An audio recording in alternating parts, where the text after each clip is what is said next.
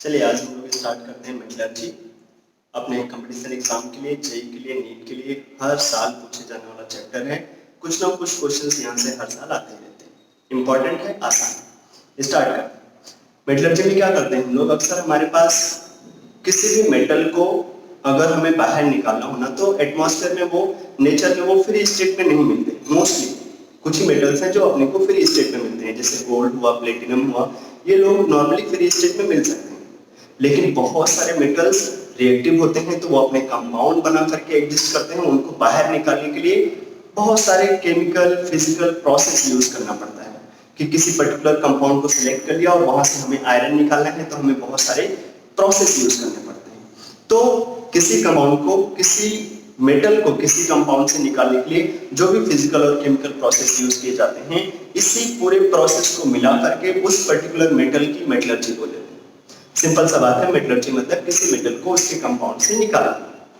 अच्छा, metallurgy chapter में हमें अक्सर क्या करना पड़ेगा, दो तीन वर्ड हैं जो अक्सर मिलते रहेंगे। तीन में कौन कौन से? एक होते हैं जिनको बोलते हैं मिनरल, एक होते हैं ओर, और एक होता है गैंग। मिनरल क्या चीज है? अगर हम किसी पर्टिकुलर मेटल को पकड़ लें, जैसे अपने लिए बहुत ही इंपॉर्टेंट मेटल है कॉपर, तो कॉपर के नेचर में बहुत सारे कंपाउंड मिलते हैं अपने को। कौन कौन से? जैसे कॉपर पायराइड, जिसको चैल्कोपायराइड भी बोल देते हैं, फॉर्मूला होता है CuFeS2। ऐसे ही कॉपर का एक कंपाउंड और होता है जिसको बोलते हैं मैलाकाइट, CuCO3.CuOH. ऐसे ही कॉपर का एक कंपाउंड और होता है जिसको बोलते हैं एजुराइट, 2CuCO3.CuOH. तो ऐसे कॉपर के बहुत सारे कंपाउंड नेचर में हैं इस एटमॉस्फेयर में, मतलब हमारे पास अर्थ क्रस्ट में ये सारे के सारे कंपाउंड हैं। तो इन सारे कंपाउंड से हम लोग कॉपर को निकाल सकते हैं, बिल्कुल। तो ये सारे कंपाउंड हो गए इस कॉपर के मिनरल। मिनरल क्या चीज है? ऐसा कंपाउंड जिसमें वो मेटल है, उसको उसका मिनरल बोलते हैं। जैसे आयरन को बोला जाए तो haematite Fe2O3, magnetite Fe3O4, siderite FeCO3। तो आयरन की बहुत सारी, ये सारे के सारे कंपाउंड सब में आयरन है, तो सारे आयरन के क्या हो गए? मिनरल। अच्छा, ये हो गया फर्स्ट पॉइंट। दूसरा होता है ओर। अब जैसे थोड़ी देर पहले मैंने कॉपर के बहुत सारे मिनरल्स को काउंट किया कि कॉपर पायराइट है CuFeS2, मैलाकाइट है CuCO3.COH, एजुराइट है 2CuCO3.COH, ऐसे ही कॉपर ग्लैंस है Cu2S। तो ये सारे के सारे जो मिनरल्स हैं कॉपर के, उन सब में से कॉपर तो निकाल सकते हैं, लेकिन कोई एक ही ऐसा होगा जहां से कॉपर का निकालना बहुत ज्यादा चीप होगा, बहुत आराम से कॉपर को एक्सट्रैक्ट कर सकते हैं वहां से, और साथ में वो बहुत ज्यादा प्रॉफिटेबल भी है। मतलब कि हम कम पैसा लगाएंगे, कॉपर बाहर निकाल लेंगे, और उस कॉपर को मार्केट में जब बेचने जाएंगे तो हमें उससे ज्यादा पैसा मिलेगा। तो बोलते हैं वो सारे के सारे मिनरल्स, जहां से, उन सभी मिनरल में से जहां से हम किसी पर्टिकुलर मेटल को बहुत आराम से, बहुत सस्ते तरीके से बाहर निकाल सकें, तो उसको बोल देते हैं उस मेटल का ओर। जैसे कॉपर के बहुत सारे मिनरल्स हैं, लेकिन जो उसका मेन ओर है वो होता है CuFeS2। और जो ओर होते हैं ना, कभी कभी वो साइट के ऊपर भी डिपेंड करता है। जैसे जैसे हो सकता है कि तुम्हें लगे कि हमारे पास CuFeS2 ही कॉपर का मेन ओर है, लेकिन कभी कभी किसी किसी कंट्री में ऐसा होता है कि हो सकता है वहां पे CuFeS2 हो ही ना, तो वो लोग अपनी कंट्री के हिसाब से भी डिसाइड कर सकते हैं कि हो सकता है वहां पे मैलाकाइट ही खूब हो, तो वो लोग मैलाकाइट से ही कॉपर को निकालना प्रेफर करेंगे, तो मैलाकाइट उनके लिए हो जाएगा मेन ओर। तो ऐसे मेन ओर कॉपर का जो है वो है CuFeS2 चैल्कोपायराइड। तो और क्या चीज है? बहुत सारे मिनरल होते हैं किसी एक एलिमेंट के, लेकिन और क्या होता है, अक्सर फिक्स रहता है जहां से किसी मेटल का निकालना बहुत आसान हो, बहुत प्रॉफिटेबल हो। थर्ड आता है गैंग। जब हम किसी ओर को सेलेक्ट कर लेते हैं तो क्या होता है, उसमें 100% तो मेटल नहीं होता, मेटल होते हैं 5%, 10%, पूरे के पूरे का, या 2%, 1%। तो जो और परसेंटेज है उस पूरे के पूरे कंपाउंड में, जैसे हम लोग चैल्कोपायराइड को ही देख लें, जिसको कॉपर पायराइड भी बोलते हैं, CuFeS2 बार बार बोल रहा है, बड़ा इंपॉर्टेंट नेम है, ध्यान रखना है, जिसमें कॉपर भी है, आयरन भी है, लेकिन ये कॉपर का मेन है। तो अगर हम इस CuFeS2 को देखें तो हमारे पास कॉपर जो भी होगा उसके साथ साथ बहुत सारी इंप्योरिटीज होंगी, अर्थ क्रस्ट से लेकर आएंगे, मिट्टी पड़ा होगा, उसमें बहुत सारी चीजें होंगी। तो जो भी इंप्योरिटीज होता है ओर में, उसको बोल देते हैं गैंग। गैंग को हमें अलग करना होगा, मेटल वहां से निकालना पड़ेगा, यही पूरा का पूरा प्रोसेस मेटलर्जी में आ जाएगा। तो सबसे पहले हम लोग कुछ इंपॉर्टेंट और देख लेते हैं, जिनमें से हमें उनको लगभग जितने भी मैंने अभी इधर लिखे हुए हैं पीछे उन सबको याद रखना। ये तो हमें मेहनत करके करना ही पड़ेगा, याद हो जाता है अगर तुम शांति से सुकून से सबको देखोगे तो। एक एक करके देख लेते हैं। सबसे पहले अपने पास ऑक्साइड ओर। ऑक्साइड ओर में अपने पास क्या क्या होते हैं, जैसे आयरन के ऑक्साइड ओर बड़े इंपॉर्टेंट हैं, हेमेटाइट Fe2O3। फेरिक ऑक्साइड है, देखो इसमें आयरन का ऑक्सीडेशन नंबर कितना है 3। हेमेटाइट, मैग्नेटाइट Fe3O4, ये एक मिक्स ऑक्साइड होता है मैग्नेटाइट, इसमें FeO भी होता है Fe2O3 भी होता है। फेरस एंड फेरिक ऑक्साइड का मिक्सचर, उसको बोलते हैं मैग्नेटाइट। याद कैसे रखेंगे, मैग्नेटाइट है यहाँ पे, देखो आयरन बहुत है, मैग्नेटाइट है, यहाँ पे 2 ही आयरन थे, यहाँ पे 3 आयरन दिख रहे हैं, ज्यादा आयरन है, मैग्नेटाइट ऐसे करके ध्यान रखेंगे। मैग्नेटाइट मतलब हो गया आयरन होता है, हेमेटाइट Fe2O3। अब ऐसे टिन की बात करें, टिन के 2 कंपाउंड होते हैं अपने पास ऑक्साइड में, एक होता है SNO, एक होता है SNO। कार्बन फैमिली के लिए अक्सर मैंने एक चीज बोला होगा कि कार्बन फैमिली में 4 लोग, carbon, silicon, germanium, tin, starting से 4 लोग 4 में ज्यादा स्टेबल होते हैं। जैसे हम लोग CO और CO2 को ही ले लें तो जो CO2 है वो ज्यादा स्टेबल है, एटमॉस्फेयर में ज्यादा निकलता है, हम लोग बाहर भी निकालते जा रहे हैं CO2 को, लेकिन जो CO है वो बहुत अनस्टेबल। कार्बन फैमिली के 4 लोग 4 में ज्यादा स्टेबल, जिसमें जो कंपाउंड जिस पॉसिबल ऑक्सीडेशन स्टेट में ज्यादा स्टेबल होगा नेचर में, उसी फॉर्म में वो उसी फॉर्म में वो मिलना चाहेगा। अब जब Sn है वो +2 में ज्यादा स्टेबल होता तो +2 में मिलता हमें ज्यादा, लेकिन Sn 4 में ज्यादा स्टेबल है, इसलिए हमें उसका जो और मिलता है वो 4 में मिलता है। SnO2 क्या बोलते हैं इसको, कैसेटराइड, SnO2 कैसेटराइड। 2 कंपाउंड ऐसे मिलते हैं जो मैच कर जाते हैं, एक है SnO2 जिनको हम लोग कैसेटराइड बोल रहे हैं, एक होते हैं हमारे पास सेलुसाइड। कैसेटराइड SnO2, सेलुसाइड PbCO3, दोनों मैच करते हैं, ध्यान रखना। PbCO3 सेलुसाइड है, लेड कार्बोनेट उसको बोल देते हैं सेलुसाइड, और जो हमारे पास SnO2 है उसको क्या बोल देते हैं, उसको बोल देते हैं कैसेटराइड। चलो ऐसे ही जो Sn, और एक छोटी सी चीज ध्यान रखना, SnO नहीं, क्या है अपने पास SnO2। Sn को कम स्टेबल है, वो एटमॉस्फेयर में हमें ज्यादा नहीं मिलता, ये इसको बोलते हैं कैसेटराइड SnO। ऐसे लेड के लिए कार्बन फैमिली के 4 लोग तो 4 में ज्यादा स्टेबल, लेकिन लेड में ज्यादा स्टेबल होता है 2 में, इसलिए PbO2 एटमॉस्फेयर में ज्यादा नहीं मिलता, अपने को मिलता है PbO, और PbO को क्या बोल देते हैं, PbO को बोल देते हैं लिथार्ज। नोट करना, इसको भी इंपॉर्टेंट है। SnO2 में टिन में SnO2 मिलता है एटमॉस्फेयर में, क्योंकि टिन 4 में ज्यादा स्टेबल है, और जबकि लेड में PbO एटमॉस्फेयर में हमें ज्यादा मिलता है, PbO लिथार्ज बोलते हैं इसको, लिथार्ज। Al2O3 कोरंडम, एक होता है कार्बोरंडम, कार्बन के साथ कार्बोरंडम एक होता है जिसको बोलते हैं SiC, ये भी ध्यान रख लेना, कार्बोरंडम SiC, सिलिकॉन कार्बाइड, ये है कार्बोरंडम, कार्बन के साथ कार्बोरंडम।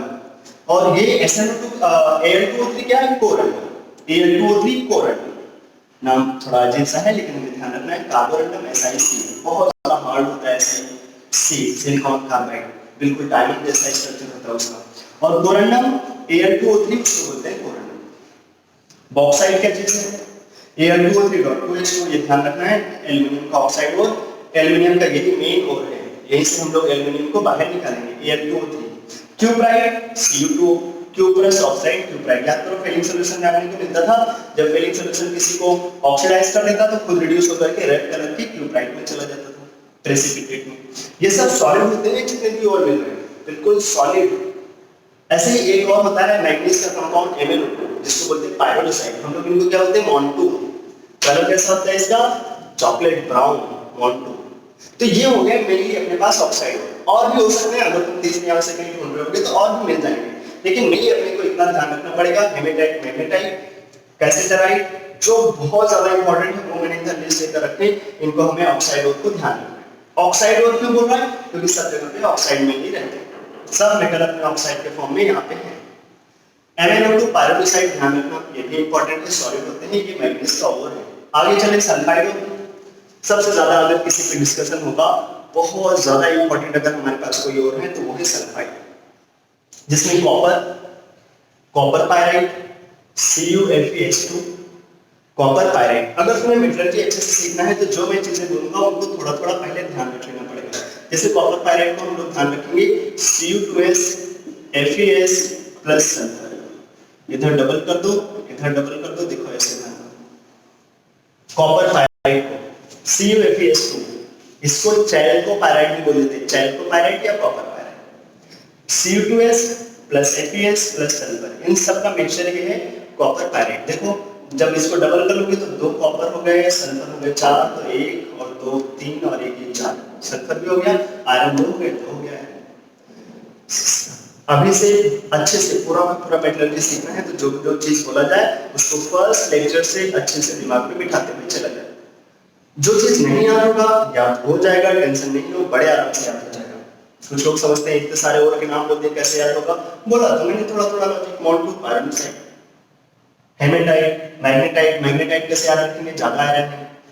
कैसेटराइट और सेलुसाइड से मैच करते हैं, ध्यान रखना है। कैसेटराइट SnO2 क्यों भाई, क्योंकि SN2 में ज्यादा, SN4 में ज्यादा स्टेबल है, वही मिलता है। पीडीओ लिथार्ज जानते हैं लोग।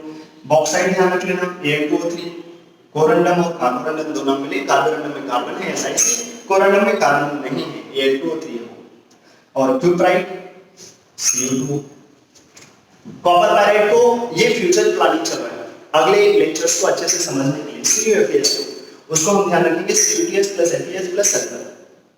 जब भी कॉपर की मेटलर्जी आएगी ये पॉइंट हमें बहुत हेल्प करेगा। कॉपर पायराइट क्या है, CuFeS2। 2 मेटल्स हैं यहाँ पे, कॉपर भी आयरन भी। इससे कभी कभी एग्जाम में ऐसे पूछ लेता है कौन सा ऐसा कॉपर का ओर है जहाँ पे 2 मेटल्स प्रेजेंट है, वो कौन है, कॉपर पायराइट CuFeS2। अगर हम यहाँ से कॉपर हटा दें तो Fe2 बचेगा, जिसको बोल देते हैं आयरन पायराइट। अच्छी बात क्या है, ये अक्सर जब भी किसी मेटल में सल्फर लगा होता है ना तो सल्फर होता है -2 ऑक्सीडेशन स्टेट। ये थोड़ी सी फैक्ट वाली बात मैं बोल देता हूँ, ध्यान में रख लो। अगर अक्सर कभी किसी मेटल में अगर सल्फर लगा होता है तो वो सल्फर अक्सर रहता है सल्फाइड के फॉर्म में, -2 के फॉर्म में। लेकिन जो Fe2 है अपने पास यहाँ पे ये बहुत ही, ये ऐसे है जैसे पेरोक्साइड होते हैं, SS लिंकेज है, दोनों पे पास -1 चार्ज है और Fe2+ ऐसे। Ferrous per sulphide is known as iron pyrite, ferrous per sulphide. जैसे पेरोक्साइड होता था O2-, ऐसे ये H2-, आयरन पायराइट। ये लगता ऐसे है जैसे मार्केट में कुछ लोग होते हैं ना, सस्ता सामान खरीद के लेकर आ जाते हैं ज्वेलरी में, 100 रुपए में पूरा नेकलेस लेकर चले आए, इतना सारा, देखने में तो लगता है ये करोड़ों का होगा, लेकिन वो पागल बनाने वाला कंपाउंड Fe2 का बना होता है। इसको बोलते हैं फूल्स गोल्ड। फूल्स गोल्ड, सस्ता सोना अगर तुम्हें चाहिए Fe2 बना लेते हैं। Fe2 iron pyrite. यहाँ पे आयरन का ऑक्सीडेशन नंबर कितना है, 2+। ऐसे अगर तुम इसको -2 मान लेते तो आयरन का ऑक्सीडेशन नंबर कितना आ जाता, तब तो आयरन आ जाता +4 में। आयरन 4 में तो मिलता ही नहीं, आयरन या तो फेरस में मिलता है या फेरिक में मिलता है। तो जो ये हमारे पास कंपाउंड बना क्या, Fe2, ध्यान रखना है यहाँ पे सल्फर लिंकेज होता है, सल्फर -1 ऑक्सीडेशन नंबर में रहता है, फेरस सल्फाइड नहीं है ये, ferrous per sulphide is known as iron pyrite. इसको फूल्स गोल्ड भी बोलते हैं, गोल्ड कलर का लगता है नहीं गोल्ड। ZnS इसको बोलते हैं जिंक ब्लेंड। लेकिन जिंक ब्लेंड क्यों नहीं बोल रहे, क्योंकि कंपटीशन एग्जाम वाला इतना पागल नहीं है, वो अक्सर जिंक ब्लेंड नाम यूज करेगा तो तुम जान जाओगे वो जिंक का है, तो वही नाम यूज करेगा स्फेलेराइट। स्फेलेराइट बहुत ज्यादा इंपॉर्टेंट होगा, एग्जाम में अगर पूछ लेगा स्फेलेराइट क्या है तो कंफ्यूज हो जाओगे, क्योंकि अक्सर लोग जिंक ब्लेंड याद करके चले जाते हैं, लेकिन हमें स्फेलेराइट ध्यान रखना है, ZnS स्फेलेराइट। Cu2S copper gland, Cu2S copper gland. ऐसे Ag2S सिल्वर ग्लैंड, या इसी को बोल देते हैं argentite, Ag2S। Cu2S copper gland. PdS बच्चा जानता है, galena. HgS cinnabar, HgS cinnabar. Mercury का और है सिनाबार, याद करो कैसे याद रहेगा, बार प्रेशर में यूज करते थे, वहां पे कभी कभी आ जाता है 120 mm ऑफ Hg, ऐसे करके आता था, इतना mm ऑफ Hg, तो बार सिनाबार, मरकरी का सल्फाइड, HgS उसी को बोल देते हैं सिनाबार। तो ये हो गए मेन सल्फाइड ग्रुप्स, सबको हम ध्यान रखेंगे अच्छे से। सारे बड़े इंपॉर्टेंट हैं, बस जो कॉपर पायराइट है, चैल्को पायराइट है, उसके ऊपर क्वेश्चन बहुत पूछा जा चुका है। आगे चलते हैं कार्बोनेट और के बारे में। बोरिंग नहीं करना चाहिए, ये सारी चीजें अपने को सीखना है। अगर इन सबको स्किप कर दोगे आगे पूरा मेटलर्जी सीख तो जाओगे, लेकिन अगर क्वेश्चन इधर से आ गया तो क्या करोगे? तो इसलिए हमें ये सभी चीजें याद रखना है। जैसे इसी बार हमारे यहाँ 2019 में नीट में क्या पूछ लिया गया था? मैलाकाइट। मैलाकाइट का फॉर्मूला क्या है? CuCO3.COH। पूरी मेटलर्जी के भाग में क्वेश्चन यहाँ से आया, 4 नंबर मिल गया अगर याद है तो। अगर ये भूल गए पूरी मेटलर्जी सीखने के बाद भी काम नहीं होगा, इसलिए कुछ चीजें तो हमें इधर ध्यान रखना ही पड़ेगा। अब जैसे कार्बोनेट और बहुत ज्यादा इंपॉर्टेंट है, calamine, ZnCO3, सेलुसाइड, PbCO3, siderite, FeCO3, dolomite, copper, calcium और मैग्नीशियम के कार्बोनेट। कैल्शियम और मैग्नीशियम का कार्बोनेट उसको बोल देते हैं डोलोमाइट। मैलाकाइट CuCO3.COH, एजोराइट 2CuCO3.COH, इसी को लोग बोल देते हैं बेसिक कॉपर कार्बोनेट। बेसिक क्यों? कॉपर हाइड्रोक्साइड मतलब बेसिक कैसा हो गया? कार्बोनेट। बेसिक कॉपर कार्बोनेट इसी को बोल देते हैं मैलाकाइट। और बेसिक कॉपर कार्बोनेट क्या है? एजोराइट। ध्यान रखिए मैलाकाइट का कलर अक्सर मैंने बोला है Mg, महात्मा गांधी जैसा। मैग्नेट ग्रीन, याद करो MnO4-2, मैग्नेट ग्रीन कलर का होता है। ऐसे ये मैलाकाइट ग्रीन कलर का Mg, malachite green, AB de Villiers जैसा। एजोराइट ब्लू, मैलाकाइट ग्रीन। एक साथ बोलते रहोगे तो ध्यान रहेगा। CuCO3.COH मैलाकाइट है और मैलाकाइट ग्रीन। मैलाकाइट ग्रीन जब भी बोलो मैलाकाइट तो साथ में बोलो ग्रीन, याद नहीं जाएगा। ये भी इंपॉर्टेंट है क्योंकि ये बहुत ही ज्यादा ये स्टोन है और coloured stone. Malachite green colour का स्टोन होता है, एजोराइट ब्लू कलर के स्टोन्स होते हैं। तो ये हमें नाम में ध्यान रख लेने हैं इतने कौन कौन से जो अभी और मिले। अब हम लोग मेटलर्जी में धीरे धीरे आगे चलते हैं। मेटलर्जी में सबसे पहले काम क्या करते हैं? अगर किसी पर्टिकुलर तुमने मेटल को सेलेक्ट कर लिया कि हमें चलो इसको एक्सट्रैक्ट करना है, तो उसके और पे ध्यान देना पड़ेगा कि उस साइड पे हमें कौन सा उसका कंपाउंड है जहां से हमें उसको निकालना काफी ज्यादा प्रॉफिटेबल हो। तो अगर हमने उसको सिलेक्ट कर लिया उस और को, तो वो और क्या हमें पाउडर फॉर्म में मिलेगा? नहीं, वो अर्थ क्रस्ट में पड़ा होगा, हमें जाकर के उसके स्टोन्स के फॉर्म में उसको कलेक्ट करना पड़ेगा। तो सबसे पहले और को क्या करते हैं? जाओ उसको उसकी क्रशिंग करो, उसको छोटे छोटे पाउडर के फॉर्म में कन्वर्ट करो। हमेशा जब भी कभी हमारे पास कोई भी और मिलेगा, इतना तो हमें करना ही पड़ेगा, crushing and grinding. First step सारी मेटलर्जी के लिए यही है कि सारे की सारी मेटलर्जी में जब भी किसी और को सेलेक्ट करेंगे तो उसको छोटे छोटे पार्ट में कन्वर्ट कर लेंगे। चल उसके बाद आता है, अब धीरे धीरे बहुत सारे स्टेप्स यूज करेंगे और उस मेटलर्जी उस मेटल को निकालने के लिए बहुत सारे प्रोसेस यूज करेंगे, मेटलर्जिकल प्रोसेस। उसमें से फर्स्ट स्टेप जो हम बोलेंगे, फर्स्ट हो गया ड्रेसिंग एंड, मतलब फर्स्ट हो गया अपने पास जिसको बोल रहे हैं क्रशिंग एंड ग्राइंडिंग। दूसरा स्टेप जो है अपने पास वो है concentration of ore. Concentration of ore ये क्या चीज है देख लेते हैं। जितना अभी तक हुआ सारे के सारे ओर्स को हमें ध्यान जरूर रखना है और मैं बार बार रिवाइज कराता रहूंगा, हमें ध्यान रह जाना चाहिए। चलो अब जो दूसरा प्रोसेस होता है उसको बोलते हैं कंसंट्रेशन। कंसंट्रेशन ऑफ ओर ये क्या चीज है? किसी को कभी कभी लोग बोल देते हैं ड्रेसिंग ऑफ ओर, या कभी कभी इसको लोग बोल देते हैं benefication, BENEFICATION, benefication of ore, dressing of ore, या इसी को कंसंट्रेशन ऑफ ओर। ये जब हमने किसी और की क्रशिंग एंड ग्राइंडिंग कर लिया, पाउडर फॉर्म में कन्वर्ट कर लिया, तो वहां से बहुत सारे इंप्योरिटीज को बाहर निकाल करके मेटल का जो मेन ओर है उसका अमाउंट बढ़ाएंगे। जैसे हमने कॉपर पायराइट सेलेक्ट कर लिया, CuFeS2, बार बार इसलिए बोल रहे हैं याद होता चले वो। तो अगर हमने CuFeS2 सेलेक्ट कर लिया तो क्या होगा? पाउडर फॉर्म में कन्वर्ट कर लेंगे। अब उसमें बहुत सारी इंप्योरिटीज होगा, तो हम फर्स्ट स्टेप चाहेंगे कि वो इंप्योरिटीज बाहर निकले और CuFeS2 ज्यादा हो, उस पूरे के पूरे ओर में CuFeS2 ज्यादा हो और इंप्योरिटीज अक्सर बाहर निकल जाए। और रहे और मेटल नहीं, और ज्यादा हम करना चाहते हैं तो उसी को बोल देते हैं concentration of ore, dressing of ore, या बेनिफिकेशन ऑफ ओर। चलिए तो कंसंट्रेशन कैसे करते हैं? मेनली 4 तरीके होंगे अपने पास। एक होता है जिसको बोलते हैं हाइड्रोलिक वॉशिंग,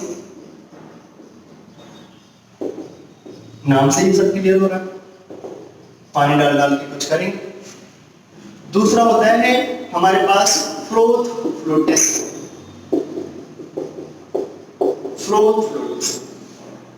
प्रोसेस FFP करके अक्सर बोलेंगे, फ्रोथ फ्लोटेशन प्रोसेस।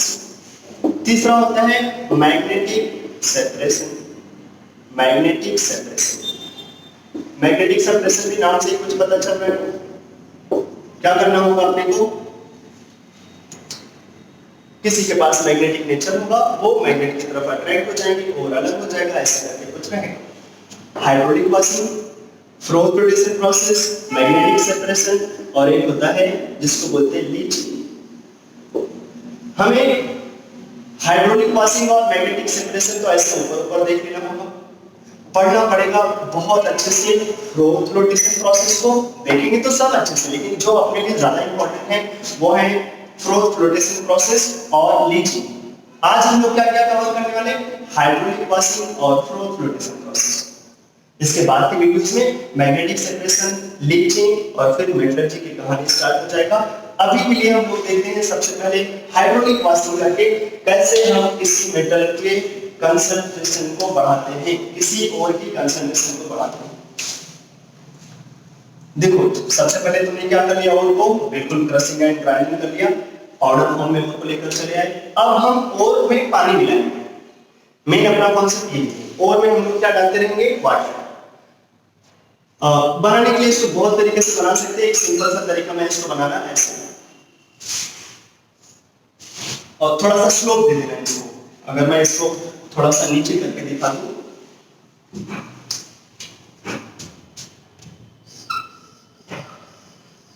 ऐसे थोड़ा सा नीचे स्लोप दे देना।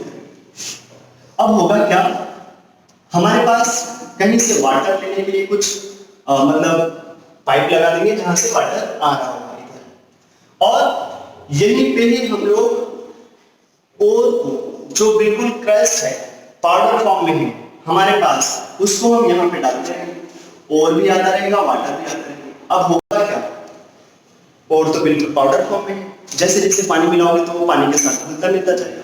अब अगर हमारे पास जो मेटल होंगे, अक्सर जैसे जो भी मेटल का हमारे पास कंपाउंड, जैसे Fe2O3 ले लिया हमने, हेमेटाइट जिसको बोलते थे, तो उसमें बहुत सारे सैंड होंगे। जब पाउडर फॉर्म में कन्वर्ट कर लिया होगा तो सैंड पार्टिकल्स भी होंगे, और Fe2O3 तो होगा भी।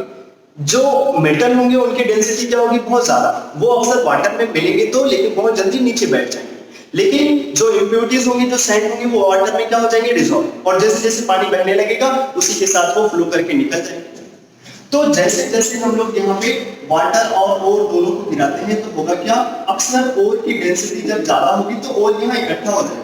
लेकिन जो हमारे पास इंप्योरिटीज होंगे, सैंड पार्टिकल्स, देखो अगर ओर यहाँ से निकल के मान लो आगे भी चला गया तो यहाँ इकट्ठा हो जाएगा, यहाँ से निकल के मान लो आगे चला गया तो यहाँ इकट्ठा हो जाएगा, क्योंकि ओर अक्सर क्या होंगे, भारी, उनकी डेंसिटी ज्यादा होगी, वो नीचे आ जाएंगे। और जो इंप्योरिटीज होंगी वो क्या होंगे, इसके साथ फ्लो में निकल जाएंगे। कौन कौन सी इंप्योरिटीज, मिट्टी निकल जाएगी, SiO2, जो भी वाटर में सॉल्युबल है वो बड़े आराम से वाटर से मिल करके इससे स्लोप के साथ वाटर बाहर निकलता चला जाएगा। पानी की हेल्प से हमने ओर का कंसंट्रेशन बढ़ा लिया, क्या होगा, मिट्टी निकल जाएगी, तो जो बचेगा उसमें और ज्यादा रहेगा। अक्सर क्या करते हैं, जो मेटल जिनकी डेंसिटी काफी ज्यादा हो उनके ओर में, तो क्या करते हैं, उस पर्टिकुलर के लिए अगर हमें कोई कंसंट्रेशन का मेथड यूज करना है तो यूज करते हैं हाइड्रोलिक वाशिंग। सस्ता सा है, कोई भी पैसा लगने की जरूरत नहीं, फ्री का पानी लेकर आओ, ऊपर से डालते रहो, ये केवल एक स्लोप जैसा बना हुआ है, इसके लिए कोई हमें अलग से इन्वेस्टमेंट करने की जरूरत नहीं होता। तो सबसे ज्यादा अच्छा रहता है कि अगर हमारे पास डेंसिटी में बहुत ज्यादा डिफरेंस है, जिसकी डेंसिटी ज्यादा होगी वो नीचे बैठता जाएगा, और कम डेंस वाले जो हमारे पास इंप्योरिटीज होंगी वो वाटर के साथ फ्लो करके बाहर निकल जाएंगे। हमारे पास मेटल कहाँ इकट्ठा होता जाएगा, और की मेटल नहीं, और कहाँ इकट्ठा होता जाएगा, यहाँ। बाद में हम इन सबको हटा लेंगे, बाहर निकालेंगे, मिट्टी बाहर निकल गई, उसका कंसंट्रेशन बढ़ गया। अक्सर टिन के लिए, लेड के लिए और आयरन के लिए, इन सारे कंपाउंड में जब हम, जैसे इसका SnO2, लेड का PbS और आयरन के Fe2O3, जो हमारे पास हेमेटाइट मेन होगा, तो इन सबको लेकर जाते हैं। इससे क्या होगा, इन सब की डेंसिटी काफी ज्यादा होती है। जैसे तुम SiO2 को पाउडर फॉर्म में लेकर आओगे, पानी में मिलाओगे, तो इसमें जो यहाँ पे सैंड पार्टिकल्स होंगे, जो और भी वाटर में वेटेबल इम्प्योरिटीज होंगी, वो पानी के साथ फ्लो करके निकल जाएंगे, SiO2 रुक जाएगा। ऐसे ही लेड के लिए भी और ऐसे ही Fe2O3 के लिए भी हेमेटाइट। अक्सर टिन, लेड और हेमेटाइट, मतलब ऐसे बोलो, नाम भी याद हो जाए, SiO2 कैसेटराइट, PbCO3 क्या था, वो था सेलुसाइड, ये है कैसेटराइट। SiO2 की क्यों बात कर रहे हैं, क्योंकि SiO4 में ज्यादा स्टेबल होता है। PbS क्या लेना और Fe2O3 क्या है, हेमेटाइट। इन तीनों के लिए हम लोग हाइड्रोलिक वॉशिंग यूज करते हैं। हाइड्रोलिक वॉशिंग फर्स्ट मेथड हो गया कंसंट्रेशन ऑफ वाटर। समझ में आ गया ये हाइड्रोलिक वॉशिंग? चलिए, बिल्कुल लघुसा है, पानी मिला करके हमने इम्प्योरिटीज को बाहर निकाल दिया, और जो हमारे पास सोर्स थी उनकी डेंसिटी ज्यादा थी तो वो नीचे बैठ गए, उनको हम लोगों ने बाद में कलेक्ट कर लिया। कुछ और इसमें एक्स्ट्रा मिलाने की जरूरत नहीं है। अब जो सबसे इंपॉर्टेंट है और जिनकी कहानी बड़ी लंबी होगी और बहुत अच्छे से हमें सीखना है, उसको मजा भी आ जाएगा सीखोगे तो, उनको बोलते हैं froth flotation process. Froth flotation process. अच्छा, ये क्या चीज है? दूसरा कंसंट्रेशन का मेथड पढ़ रहे हैं। कंसंट्रेशन के टोटल 4 में पढ़ने हैं। हाइड्रोलिक वॉशिंग हो गया, किसके लिए यूज करते हैं, एक बार फिर से, टिन के लिए, लेड के लिए, आयरन के लिए यूज करते हैं हाइड्रोलिक वॉशिंग, क्योंकि इनकी डेंसिटी ज्यादा होने से, और बहुत सारे के लिए यूज करते हैं। मेनली हाइड्रोलिक वॉशिंग इन तीनों के लिए यूज किया जाता है। अब सेकेंड जो अपने पास है वो है froth flotation process. Froth flotation process में क्या करते हैं? सबसे पहले तो ध्यान रखिए, ये कंसंट्रेशन का ऐसा मेथड है जो केवल सल्फाइड ओर पे ही लगता है। Froth flotation process only used for sulphide ores. ऐसे क्यों बोल दिया और क्या होता है यहाँ पे? सबसे फर्स्ट पॉइंट, जैसे अगर तुम्हें बस के नंबर के हिसाब से जाना हो तो जहां पर भी सल्फाइड ओर होगा, जैसे कॉपर के लिए क्या फ्लोथ फ्लोटेशन प्रोसेस यूज करेंगे, बोलेंगे हाँ, क्योंकि जो उसका मेन ओर है वो कॉपर पायराइड CuFeS2, वो सल्फाइड ओर है CuFeS2। जैसे गैलेना PbS, वो भी सल्फाइड ओर है, उसके लिए भी हम लोग फ्लोथ फ्लोटेशन प्रोसेस यूज करेंगे। ऐसे ही स्पेलेराइट ZS, इसके लिए भी फ्लोथ फ्लोटेशन प्रोसेस यूज करेंगे। जो भी सिल्वर का, जो मतलब सिल्वर के लिए तो ऐसे यूज नहीं करते, जो काफी महंगे मेटल्स हैं उनके लिए, इन सब के लिए यूज करते हैं फ्रोथ फ्लोटेशन प्रोसेस। जिनके पास भी सल्फाइड ओर है तो उनके लिए हम लोग फ्रोथ फ्लोटेशन प्रोसेस यूज करते हैं as a concentration of ore. अच्छा, अब क्या हो रहा है, इसकी कहानी क्या है वो सुनते। सबसे पहले तो ये ध्यान दो कि अगर हम एक ले लें Li+ और एक ले लें Na+, कोई हमसे पूछे प्लस चार्ज की डेंसिटी कहां ज्यादा है? अक्सर जिसका साइज ज्यादा होता है, साइज ज्यादा होने से उसकी डेंसिटी क्या हो जाती है, कम। साइज ज्यादा होगा तो डेंसिटी हो जाएगी कम। अच्छा, तो Li+ और Na+ में किसकी डेंसिटी ज्यादा होगी? Li+, छोटा साइज है, प्लस वन चार्ज है, डेंसिटी ज्यादा। अच्छा, जिसकी डेंसिटी ज्यादा होगी प्लस चार्ज की, प्लस या माइनस दोनों सेम, जिसके पास प्लस चार्ज की डेंसिटी ज्यादा होगी, जब इन दोनों को वाटर में मिलाओगे तो किसके पास वाटर मॉलिक्यूल ज्यादा आना चाहिए? ये किस बात के ऊपर डिपेंड करेगा? ये डिपेंड करेगा उसके पास प्लस चार्ज की डेंसिटी कितना ज्यादा है। इसके पास प्लस चार्ज की डेंसिटी ज्यादा है, इसी वजह से इस लिथियम के पास बहुत सारे वाटर मॉलिक्यूल अपना O लेकर आ जाएंगे। क्यों भाई? इसीलिए तो बोलते हैं एक्वस मीडियम में किसका साइज ज्यादा होता है, Li+ या Na+ का? Li+ का। क्यों? क्योंकि Li+ की डेंसिटी बहुत ज्यादा है प्लस चार्ज की। जितना ज्यादा प्लस चार्ज की डेंसिटी होगी उतना ज्यादा O- उसके पास आएगा। और जब वाटर मॉलिक्यूल किसी आयन के पास आते हैं तो उसको क्या बोल देते हैं? उसको बोल देते हैं हाइड्रेशन। तो जब वाटर मॉलिक्यूल इस आयन के पास जाएगा तो क्या होगा? अट्रैक्शन। अपोजिट आयन एक दूसरे को अट्रैक्ट कर रहे हैं और अट्रैक्शन से क्या हो रहा है? एनर्जी लिबरेट हो जाती है, उसको बोल देते हैं हाइड्रेशन एंथैल्पी। जब वाटर मॉलिक्यूल किसी आयन की तरफ अट्रैक्ट हुआ तो अट्रैक्शन से जो एनर्जी लिबरेट हुआ उसी को बोल देते हैं हाइड्रेशन एंथैल्पी। तो किसकी हाइड्रेशन एंथैल्पी ज्यादा होगा? Li+ या Na+? जिसका भी प्लस चार्ज की डेंसिटी या माइनस चार्ज की डेंसिटी जिसकी ज्यादा होगी उसी का हाइड्रेशन एंथैल्पी ज्यादा होगा। Li+ का प्लस चार्ज डेंसिटी ज्यादा है तो इसकी हाइड्रेशन एंथैल्पी ज्यादा होगा। अच्छा, ये मैं क्या बोल रहा हूं कि प्लस या माइनस दोनों ही? हाँ, अगर यहां माइनस चार्ज की डेंसिटी ज्यादा होती तो वाटर ही आता, बस वाटर का O नहीं, वाटर का H इसकी तरफ अट्रैक्ट होता। वाटर के पास तो दो चीजें हैं, नेगेटिव पोल भी है, पॉजिटिव पोल भी है। अगर तुम्हारे पास प्लस का पोल होगा अपना O लेकर आएगा, तुम्हें खुश करेगा। अपोजिट चार्जेस अट्रैक्ट होंगे और हीट लिबरेट करेंगे। ऐसे ही अगर हमारे पास, ये तो हो गया इनके लिए, हमेशा ध्यान रखें मोर विल बी पॉजिटिव और negative charge density for ion, केवल आयन के लिए ऐसा बोला जा रहा है। मोर विल बी पॉजिटिव और negative charge density, more will be hydrogen enthalpy for ion. कोई एक्सेप्शन नहीं, कभी भी कोई एक्सेप्शन नहीं मिलेगा। जितना ज्यादा प्लस चार्ज या माइनस चार्ज की डेंसिटी होगी उतना ज्यादा होगा उसका हाइड्रोजन एंथैल्पी, क्योंकि जितना प्लस माइनस चार्ज की डेंसिटी होगी उतना ज्यादा वाटर मॉलिक्यूल अट्रैक्ट होंगे।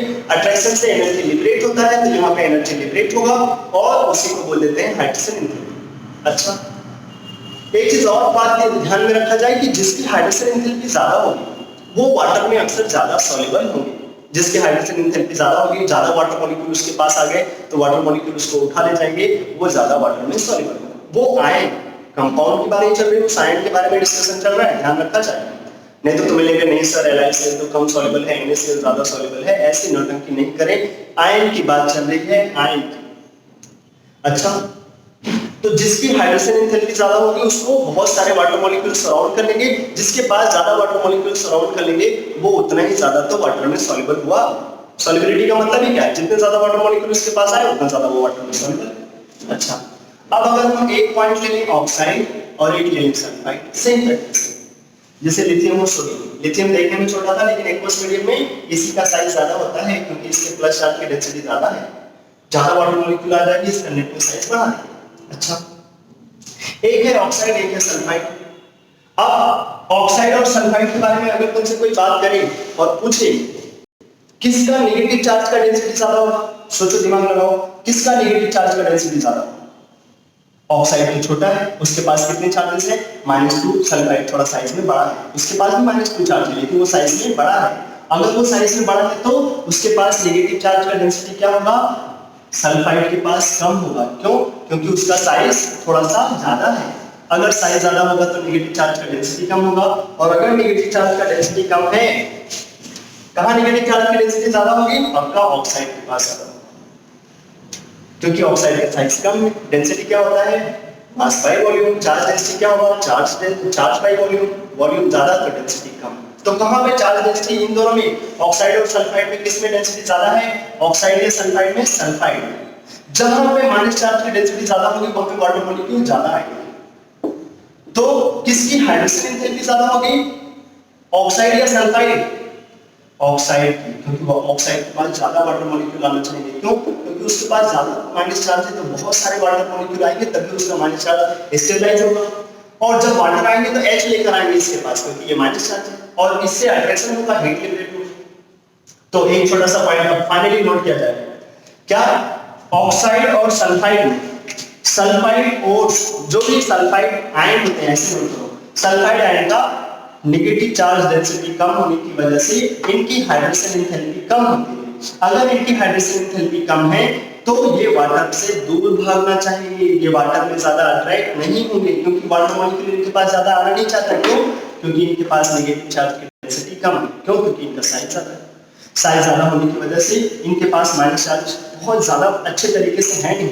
और वैसे भी हम लोग जानते हैं सल्फर के पास d ऑर्बिटल्स है, इनके माइनस चार्ज अंदर ही घूमते रहते हैं, तो बाहर से दूसरे की तरफ अट्रैक्ट होना नहीं चाहते, ये खुद ही खुश हो जाते हैं। ऐसे ही कोई पूछता ऑक्साइड और सल्फाइड में कौन ज्यादा स्टेबल है, तो सल्फाइड ज्यादा स्टेबल है। अब जो सल्फाइड मॉलिक्यूल है इनकी हाइड्रोजन एंथैल्पी कम, क्यों? क्योंकि इनकी नेगेटिव चार्ज की डेंसिटी कम, इनके पास वाटर मॉलिक्यूल ज्यादा नहीं आना चाहिए, इनकी वाटर में सॉल्युबिलिटी कम।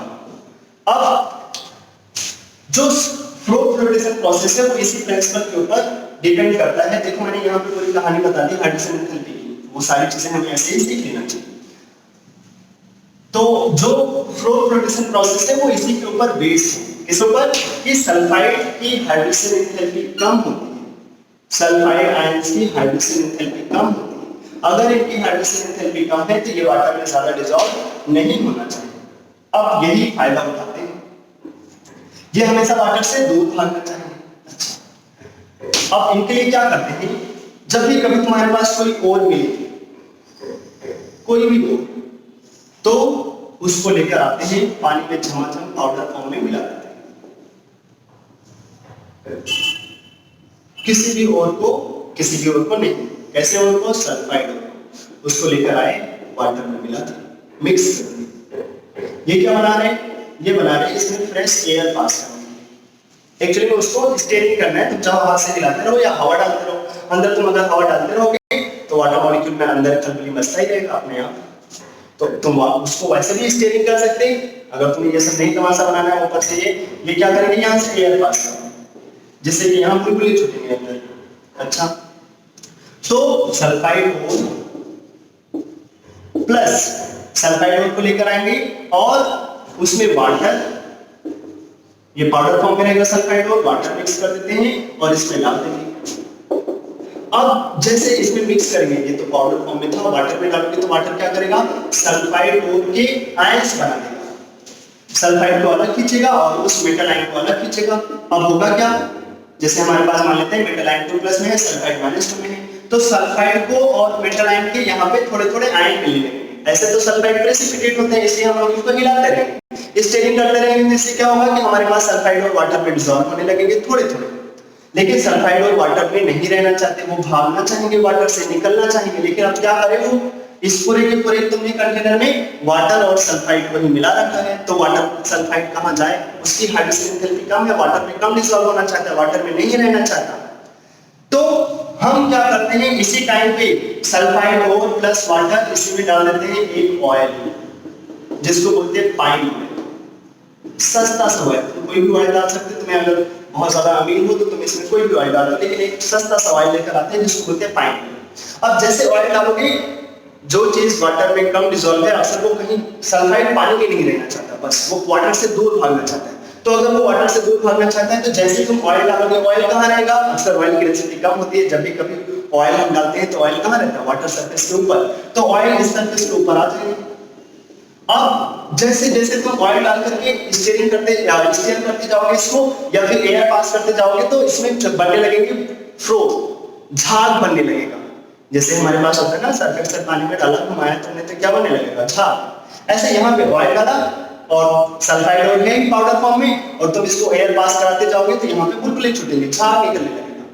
तो झाग निकलने लगेगा तो वो किधर जाएगा, अपर सरफेस की तरफ। और जो सल्फाइड होंगे वो क्या करेंगे, तुरंत ऊपर भाग जाएंगे, क्योंकि वो पानी में नहीं रहना चाहते, पानी से दूर भागेंगे। और दूर भागेंगे, जैसे सरफेस पे जाएंगे देखेंगे वहां पे ऑयल है, और ऑयल में वो जल्दी से घुस जाएंगे, वो पानी में नहीं रहना चाहते, पूरे के पूरे सल्फाइड और ऊपर चले जाएंगे, ऊपर। अच्छा, इस पाइन ऑयल को क्या बोलते हैं, फ्रोथ प्रोडक्शन प्रोसेस में 4 चीजें का काम होता है, जिसमें जो अभी मिला है उसको बोलेंगे फ्रोथर्स। फ्रोथर्स मतलब ऑयल डाला तभी उसमें फ्रोथ आने लगे, झाग आने लगा, तो फ्रोथर। फ्रोथर क्या हो गया, ऑयल, मेनली पाइन ऑयल, ये हो गए हमारे पास फ्रोथर्स। पाइन ऑयल डालने से क्या हुआ, झाग बनने लगा, जिससे कि सल्फाइड ऊपर चले गए। अच्छा, अब सल्फाइड ऊपर गए, झाग बना। अब झाग तो बहुत अनस्टेबल होते हैं, वाटर के सरफेस ऊपर झाग है, नीचे वाटर है, तो वाटर क्या करते हैं, हमने अक्सर देखा है कि अगर कहीं झाग को ऊपर से पानी डालते हैं तो क्या हो जाता है, वो झाग वहीं पे बैठ जाता है, उसका लाइफ बहुत कम होता है, बहुत जल्दी गायब हो जाता है। तो हम चाहते हैं कि जो झाग बना, जो सल्फाइड ऊपर गया, वो वहां रहे। कब तक रहेगा, जब तक वहां झाग बना रहे। तो उसके लिए हम इसमें डालते हैं froth stabiliser. Froth stabiliser second point, froth stabiliser. ये क्या करेगा भाई, फ्रोथ स्टेबलाइजर। जब हम फ्रोथ स्टेबलाइजर डालेंगे तो जो ऊपर फ्रोथ बना है उसको स्टेबलाइज करता है। मेनली हम लोग ऐसे फ्रोथ स्टेबलाइजर का यूज करते हैं जो क्या करेगा, कैसे उसको स्टेबलाइज करेगा, देखते हैं। डालते हैं इसमें हम लोग फिनॉल को और एनिलीन को, या फिर इनकी डेरिवेटिव्स, फिनॉल या एनिलीन। बस इतना ध्यान रखते हैं कि जब भी हम इनको डालेंगे तो एक ही साइड OH और NH2 जैसा हो, एक ही साइड वो हाइड्रोजन बॉन्डिंग करने के काबिल हो और दूसरे साइड नहीं। तो होगा क्या, जैसे तुम इसमें डालोगे ये, अब फिनॉल को ध्यान से देखना, फिनॉल में 2 चीजें हैं। एक तरफ तो ऐसा है जहां से वो हाइड्रोजन बॉन्डिंग करना चाहता है, और ये इतनी बड़ी सी जो टेल है वो ऑर्गेनिक है। ऑर्गेनिक कंपाउंड्स अक्सर वाटर में डिसॉल्व नहीं होना चाहते, तो ये वाला पार्ट पानी से दूर भागना चाहेगा, वो वाटर से हाइड्रोजन बॉन्डिंग करना चाहेगा। तो ये वाला पार्ट जैसे तुम इसको पानी में डालोगे तो क्या होगा ना, जो ये अपर सरफेस है उसके ऊपर सल्फाइड में, जो ऊपर जहां पे ऑयल बना है, जहां पे ऑयल है उधर भागना चाहेगा बेंजीन का पार्ट, और जो OH वाले पार्ट है वो नीचे वाटर से हाइड्रोजन बॉन्डिंग करते रहेंगे। ऐसे ही जैसे तुम एनिलीन और ये सब डालोगे ना, तो जो OH वाले पार्ट है ये तो वाटर से हाइड्रोजन बॉन्डिंग करना चाहेंगे, लेकिन ये वाटर से दूर भागना चाहेंगे। तो जब ये वाटर से दूर भागना चाहेंगे तो होगा क्या, ये चले जाएंगे ऑयल में और नीचे OH होगा, तो एक पूरी की पूरी लेयर बन जाएगी जहां पे हमारे पास बेंजीन ऊपर ऑयल में होंगे और नीचे ये OH हाइड्रोजन बॉन्डिंग करेंगे। तो इससे क्या होगा, वाटर और झाग के बीच में एक लेयर बन जाएगा जहां पे बेंजीन जैसा, ये बेंजीन जैसे लेयर बन जाएंगे। वाटर डायरेक्ट झाग के कांटेक्ट में नहीं आ पाएगा, फ्रोथ के कांटेक्ट में नहीं आ पाएगा। तो क्या होगा, अगर तुम वाटर को नहीं रखोगे उस फ्रोथ के कांटेक्ट में तो फ्रोथ का लाइफ बढ़ जाएगा, फ्रोथ की लाइफ बढ़ जाएगी, झाग ज्यादा टाइम तक रहेगा, सल्फाइड ऊपर बना रहेगा, इसलिए इसको बोलते हैं फ्रोथ स्टेबलाइजर। और खास करके इसलिए ऐसे कंपाउंड को डालते हैं जो एक तरफ से वाटर से दूर भागना चाहे और एक तरफ से हाइड्रोजन बॉन्डिंग करें। तो एक तरफ से हाइड्रोजन बॉन्डिंग करेंगे और एक तरफ दूर भागेंगे, तो एक पूरी की पूरी लेयर बना देंगे। अब झाग और वाटर के बीच में ये वाले पार्ट आ जाएंगे जो फ्रोथ स्टेबलाइजर डालेंगे। किसको डालते हैं सर, फिनॉल या फिनॉल के डेरिवेटिव्स। बस ऐसा हो कि एक ही तरफ OH होना चाहिए, अंदर CH3 ये सब लगा सकते हो, लेकिन अंदर और OH नहीं लगा देना, नहीं ऊपर भी हाइड्रोजन बॉन्डिंग नीचे भी हाइड्रोजन बॉन्डिंग, तब दिक्कत हो जाएगी। एनिलीन और फिनॉल के डेरिवेटिव्स डालते रहते हैं, कहां पे, इसमें। ये तो हो गया सेकंड पॉइंट। अब क्या होगा, सल्फाइड तुमने ऊपर लेकर चले आए, हां, फ्रोथ को स्टेबलाइज कर दिया, सल्फाइड ऊपर आराम से बैठा रहेगा कुछ टाइम तक। हां, अब मेन पॉइंट, झाग में तो हमें क्या चाहिए, हमें ओर को अलग करना है, इंप्योरिटीज को वहीं छोड़ देना है। उसके लिए तुम्हारा सल्फाइड ऊपर गया, लेकिन अभी तुम्हारे पास जो मेटल आयन है वो ऊपर नहीं गया, तो मेटल आयन को भी तो ऊपर लेकर जाना है। मेटल आयन को तो अभी कोई ऊपर नहीं लेकर गया, ऐसा तो हमने नहीं बोला कि मेटल आयन की सॉलिबिलिटी कम है वो ऊपर भाग जाएगा डायरेक्ट, नहीं। तो उसको ऊपर ले जाने के लिए क्या करते हैं, एक कंपाउंड मिलाते हैं जिसको बोलते हैं पोटेशियम, जिसको थर्ड माइनस में नोट कर लेना, जिसको बोलते हैं कलेक्टर्स। कलेक्टर्स ये क्या चीज है, potassium ethyl xanthate, potassium ethyl xanthate. Sir एक मिनट सुन लोगे तो तुम्हें कहानी समझ में आ जाएगा, जैसे तुम्हें फ्रोथ स्टेबलाइजर की कहानी समझ में आ गया। ये क्या चीज है, potassium ethyl xanthate, CH3 CH2O, C double bond S S minus K, ये होता है पोटेशियम इथाइल ज़ैंथेट। याद रखना है इसके स्ट्रक्चर को, बिल्कुल याद नहीं करना है, बस इतना ध्यान दो कि एक तरफ ऐसा पोल है जहां पे माइनस चार्ज है और एक तरफ है 10। फिर वही बात होगी, ये जो कंपाउंड है ना, ये वाटर की तरफ अट्रैक्ट होंगे, लेकिन तुमने उसी नीचे कौन है, वाटर मॉलिक्यूल है और मेटल आयन है, किस पे ज्यादा प्लस चार्ज की डेंसिटी होगा, पक्का मेटल आयन पे।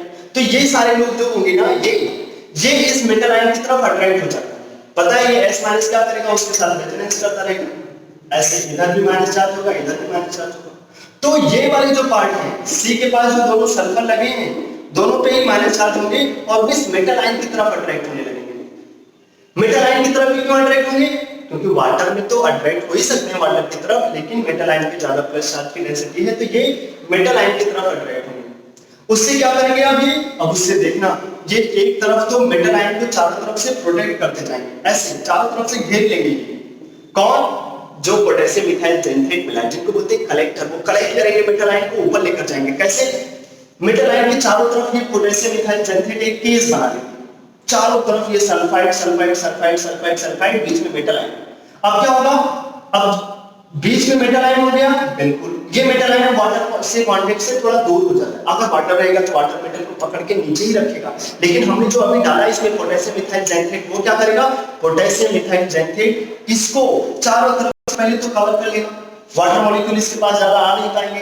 और बाहर क्या होगा, हमारे पास कार्बन के पास ये दोनों सल्फर इसके कांटेक्ट में है, बाहर होगा हमारे पास CH2 CH3। ये वाले पार्ट क्या करना चाहेंगे, ये पानी में नहीं रहना चाहेंगे क्योंकि ये ऑर्गेनिक है, तो ये पहले तो चारों तरफ से मेटल को कवर कर लिएगा। अब जो बाहर ये इथाइल वाला पार्ट है ना, वो बिल्कुल उसको उड़ाएगा, क्योंकि वो वाटर में नहीं रहना चाहते, तो वो वाटर से ऊपर भाग जाएंगे।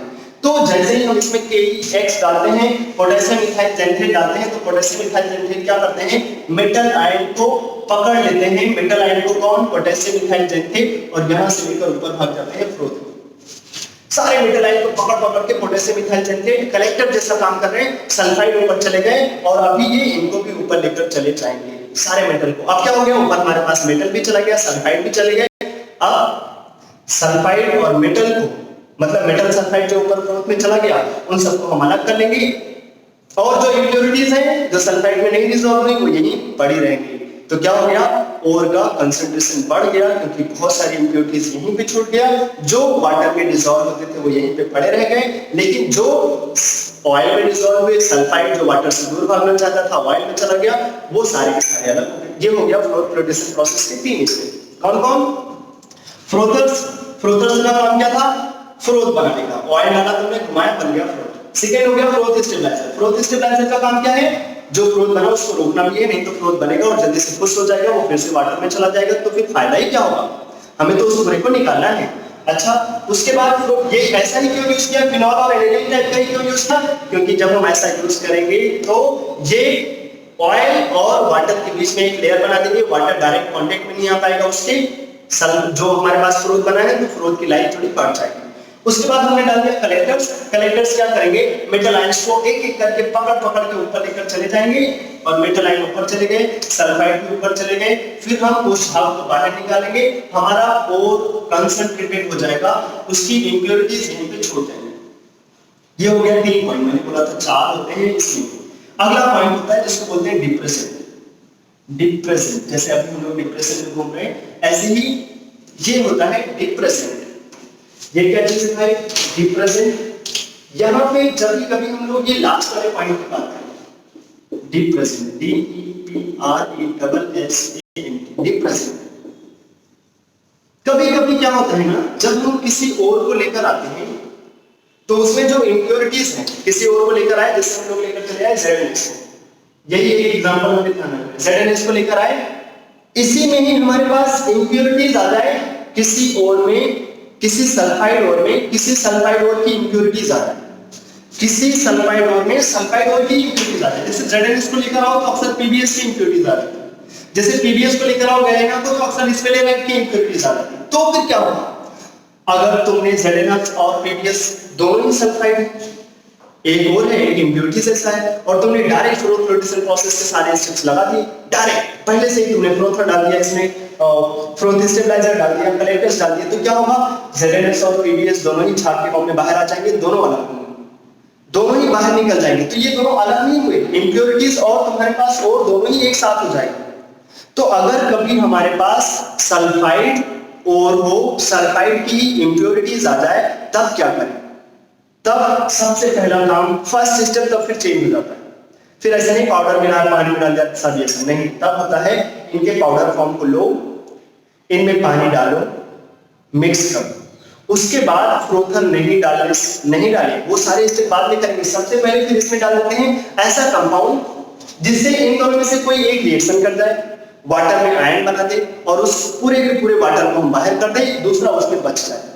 अब जो बाहर चला गया वो अलग हो गया, उसको हम अलग तरीके से बाहर से निकाल सकते हैं, और जो वहां बचा वो कोई सल्फाइड बच जाएगा जो वहां पे उस पर्टिकुलर कंपाउंड से रिएक्शन ही ना करे, तो वो कंपाउंड उधर बच जाएगा, और उस कंपाउंड को हम लोग क्या कर लेंगे? फिर फ्रोथ फ्लोटेशन प्रोसेस, उसमें फ्रोथ स्टेबलाइजर और कलेक्टर्स मिला करके अलग कर लेंगे।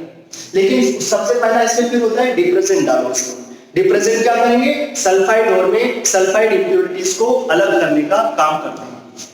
जैसे तुम चाहते हो कि ZNS हम लोग और लेकर आए जिसमें PBS की इंप्योरिटीज है, तो क्या करें? हम बोलेंगे, या ऐसे बोलो कि हम PBS लेकर आए, ZNS की इंप्योरिटीज दोनों ही सेम जैसा है, तो हमें सबसे पहले इनको पानी में मिक्स करते हैं और इसमें डाल देते हैं NaCN।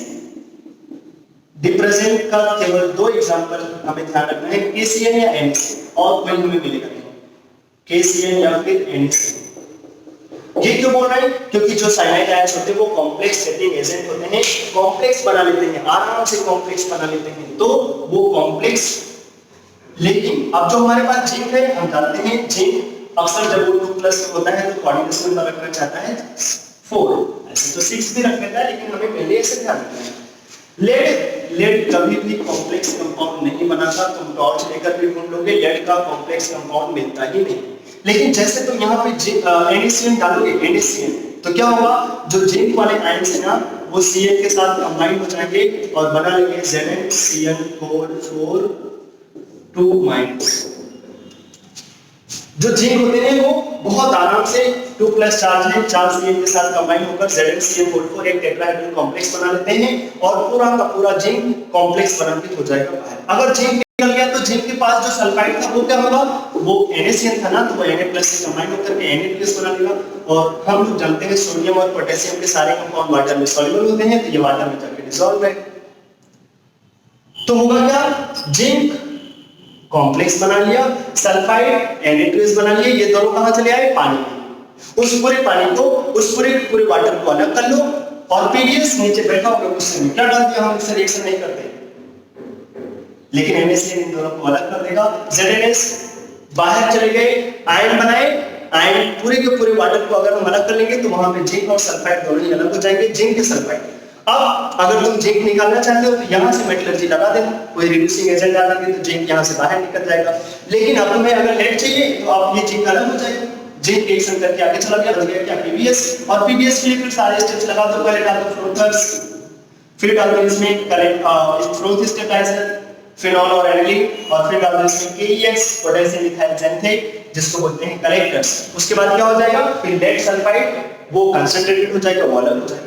लेकिन पहले सबसे पहले ये सब नहीं कर सकते थे, सबसे पहले तुम्हें डालना था डिप्रेजेंट। तो डिप्रेजेंट क्या हो गया, सल्फाइड ओर में सल्फाइड इंप्योरिटीज को अगर है तो उनको अलग करने के लिए फर्स्ट स्टेप होता है कि उसमें डालो डिप्रेजेंट, जिससे कि वो दोनों अलग हो जाएं। फिर क्या करें, फिर हम लोग इसके लिए नौटंकी कर सकते हैं कि फिर अब जो सल्फाइड में बचा है उसके लिए फ्लोथ फ्लोटेशन प्रोसेस लगा दो और पूरा का पूरा और कंसंट्रेटेड कर लो। चलो आज के पूरे के पूरे वीडियो को एक बार जल्दी से हम लोग इकट्ठा कर लेते हैं। सबसे पहले हम लोगों ने सीखा क्या होता है मिनरल्स, क्या होते हैं और क्या होता है गैंग। मिनरल क्या होते हैं, सारे के सारे कंपाउंड जहां पे मेटल्स होते हैं वो मिनरल। और क्या होता है, जिस पर्टिकुलर कंपाउंड से हम उस मेटल को निकालते हैं वो और गैंग क्या होता है, इंप्योरिटीज। फिर हम लोगों ने सीखा ऑक्साइड और सल्फाइड और उसके बाद लास्ट में सीखा था कार्बोनेट। जो भी इंपॉर्टेंट थे वो सारे हमें मिल गए, वो हमें ध्यान रखने थे। फिर हम चले गए कंसंट्रेशन पे। कंसंट्रेशन के 4 स्टेप्स हैं हमारे पास, hydraulic washing, froth flotation process, और उसके बाद मैग्नेटिक सेपरेशन मेथड, और एक हमारे पास है लीचिंग।